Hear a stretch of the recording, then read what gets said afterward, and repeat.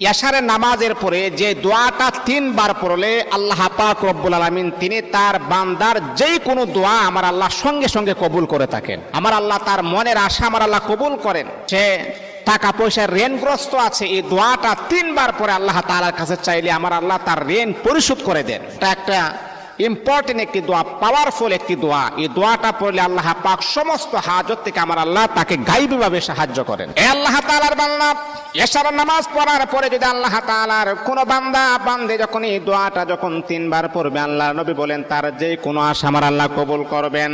ব্যবসা বাণিজ্য লস হচ্ছে, আমার আল্লাহ তাকে লাভবান বানায় দিবেন। মনের আশা কবুল হচ্ছে না, আমার আল্লাহ মনের আশা কবুল করে দিবেন। যে দোয়াটা পড়লে আল্লাহ নবী বলেন তার যে কোনো দোয়া আমার আল্লাহ কবুল করবেন। দোয়াটা কি? আল্লাহুম্মা ইন্নী আসআলুকা বিআন্নী আশহাদু আন্নাকা আনতাল্লাহ লা ইলাহা ইল্লা আনতা আহাদুস সামাদুল